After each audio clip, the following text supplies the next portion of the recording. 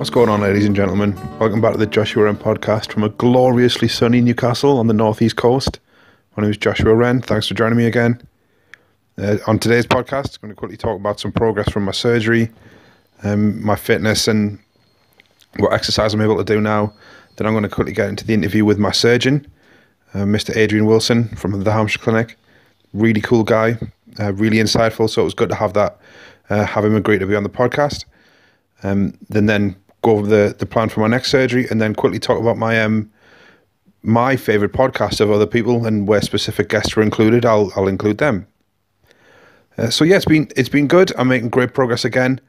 The pain's kicking up a notch, as you'd expect, where healing is taking place. I'm able to walk around still as before, a little bit better every time. I'm losing a lot of muscle mass, I beg your pardon. I'm not able to do what I did before. I had a pretty strict, high volume weightlifting program. I put on a lot of muscle. Obviously I wasn't Dorian Yates, but I was a big old guy. And that's slowly diminishing, but I'm also getting leaner in terms of fat, which is obviously a huge benefit. I'm able to do little things like sit-ups and hand bike and push-ups, and you can vary push-ups and things to target certain areas and develop your shoulders as opposed to your chest or your triceps and so on and so forth. Things like dips and things like that. It's going well for the position I'm in. It couldn't be going any better. I don't think I'll necessarily build any more muscle based upon doing that over what I've got, but I think I can at least preserve some of the muscle I've got. That's the biggest task at this point. I'm managing to keep to my macros despite my mum's cooking. She's an amazing cook, and obviously I'm a little boy despite being 30, and she's still of the opinion growing boys need to be fed. So it's hard to tell her, no mum, I can't eat what you just made. Pass me that chicken. But it's all going well. Right, yeah. So I'll jump straight in. This is an interview I had with my surgeon, Mr. Adrian Wilson from the Hampshire Clinic. It was whilst I was still in hospital, so if there's any background noise, I truly apologise. You'll be able to hear some clicks and bells and whistles and things like that, where I was hooked up to certain machines and pumps and things. So, yeah, here we go. Okay, so what the problem was you had an unstable knee, Mm-hmm. you'd torn your ACL, and you'd also torn your outer shock absorber, Mm-hmm. and you naturally are slightly knock-kneed. Mm-hmm. And we had to remove some of that shock absorber because we couldn't repair it. Mm-hmm.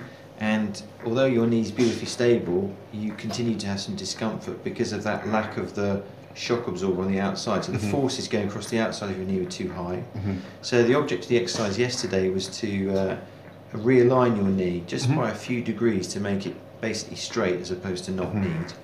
And so we did that by dividing the bone near the knee joint. Not all the way, because we don't Mm-hmm. want to go all the way, but we make a cut using what's called a precision saw blade. So it's a very precise tool, and we make two cuts actually. We make one main cut across the bone, but we don't go, if you like, all the way from the bottom of the thigh to the top of the thigh, or across. Sorry, I mean we make that sound a little bit more easy for people to understand. So we make two cuts in the bone, take out a very small wedge of bone, and then we close it. And when we close it, it swings your foot effectively into a straight line. And then we put a very strong plate on. And because the dissection is done through a minimally invasive approach, so it's only a 4 centimetre incision. Yeah, I was surprised at that. And because the disturbance to the soft tissues is not great, we lift muscle out of the way, and we're very careful going in. It's usually a fairly pain-free procedure. So, Yeah, it seems to be so far, yeah. And I'm so happy with the way it went. I'm happy for you to put 50% of your weight through it. Yeah, I was really surprised at that. I've been walking around and it's been fine. Yeah. Marvellous. Thank you very much, Mr. Wilson, for that. If you're listening, I'd love to have you on again, and I'll be seeing you soon. Obviously not under ideal circumstances, but yes, thank you very much for your time. The next surgery I'm going to get will be a complete cartilage transplant with what's called an ActiFit. It's an artificial cartilage pad that sits between your knee joint. The cartilage I've already got is so badly damaged, not just from the injury I've had, but through years of kickboxing and basketball and skating, predominantly skating, I'll be honest, jumping from 1 and 2 story structures, and it's no wonder it was going to happen eventually. And I'm glad that when I did, I had Mr. Wilson on board. So, my top 5 podcasts. I didn't say it was going to be a top 5, but I thought, hell, what's life without whimsy? I could talk all day about listening to other people's work and being exposed to different things, but this is just a taste of what I think's really good. It takes up most of my time, I'll be honest, whether I'm sat working something out or programming something. I'll either have this on or some music, and more often than not, if I'm on a train journey or a plane journey, which I'm on frequently, it'll be a good podcast. Right, the first one, number 5, I guess, is The Church of What's Happening Now, with a guy called Joey Diaz. Joey Diaz is a professional comedian from Cuba, an exceedingly funny guy, but he's also a convicted felon, been to prison, had mob ties. He's a very experienced guy in that world, and as such, his podcast reflects that. It's balls out funny from start to finish, but he also has people in the witness protection program and people who refuse to go in the witness protection program, and his old prison buddies and some active criminals and UFC fighters. Everyone. It's a really good podcast. It's not just funny. It's really quite insightful as well. As I know I've spoken about before, the Joe Rogan Experience is Joe Rogan's podcast. One of my favourite regular guests on his. I say regular. I think he's been about 5 or 6 times of the 700 odd podcast, but such is the varied nature of that podcast. 5 and 6 times is a good amount of times to be on. Is Everlast, the musician. You may know him from the House of Pain or La Coca Nostra. Jump Around, that's him. He's a very, very interesting guy, and it goes into a lot in the early days of, he had a very serious heart condition and he thought he was going to die, and I don't know if there's any Santana fans out there, but he recorded a song with Santana, Put Your Lights On, and the story goes that he wrote that when he had a near-death experience. He woke up in hospital after collapsing and having major heart surgery, and looked out over Los Angeles and wrote that song. But he's a very, very insightful guy. That's one of my favourites as well. Check that one out. The next one, number 3, I guess, is the Bill Burr Monday Morning Podcast. Again, all-out humour. It's pretty much a monologue like this. He just talks about what he finds funny, what he finds interesting, what perturbs him. But he's a really sour, really, really acidic comic from Boston, and he's effing hilarious. I'd recommend it to anyone just for the laughs. I'm all for being exposed to as many different things as possible, but Bill Burr is one of the funniest people I've ever heard, so get involved with that one. Number 2 is London Real, specifically with Dorian Yates. I'm not a massive fan of London Real, to be honest. It was started by a banker. Don't let that put you off. He's a cool guy. But it was started by a banker who decided that banking was a little bit too shallow, and he'd earned his fortune, and decided to start podcasting. And it's a very well produced, very well made, pretty diverse podcast. It's just not out and out something I listen to as regularly as others maybe, but I listened to this one with Dorian Yates, and it's incredible. The guy, if you don't know, is a 6-time former Mr. Olympia bodybuilder, just a kid from Birmingham. So when in the 80s, when all of the preeminent bodybuilders were from California and in the States, and Arnold Schwarzenegger, who eventually, obviously not from there, but he moved there, so it was a big powerhouse over there. And Dorian Yates was just one guy on his own, and he had this incredible belief and determination.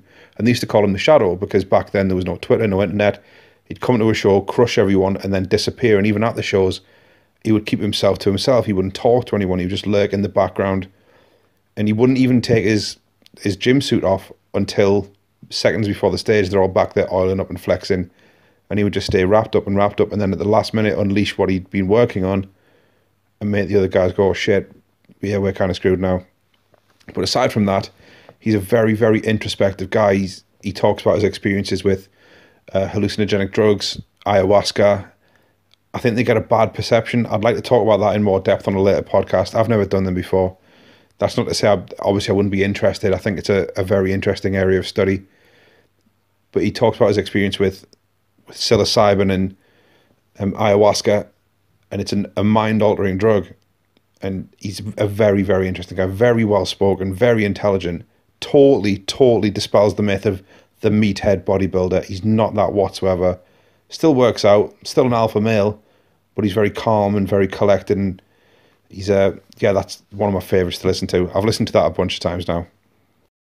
There was no question when it came to number one, it was going to be a Joe Rogan podcast, but specifically with Shane Smith.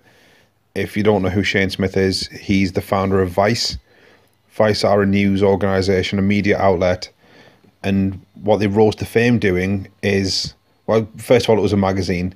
It was a lifestyle magazine, fashion and things like that.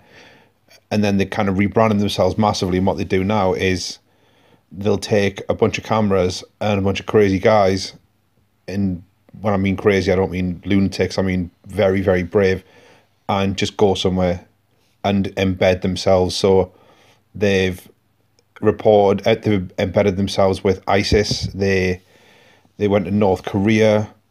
They went to Liberia and hung out with some warlords. Warlords, by the way, who killed hundreds of thousands of people and ate hundreds of thousands of people. It's fascinating listening to Shane Smith talk. He always comes with something new, a new thing that they're talking about. He has interviewed Barack Obama. Shane Smith has. He's a self-made man completely.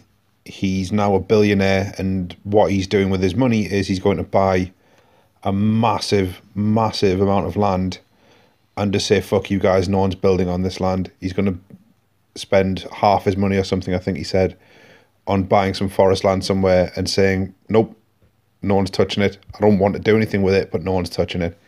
He's a really, really cool guy. He's pretty young as well. I think he's late 30s, early 40s. But I'd fully recommend it. I mean, Joe Rogan has the best guests on.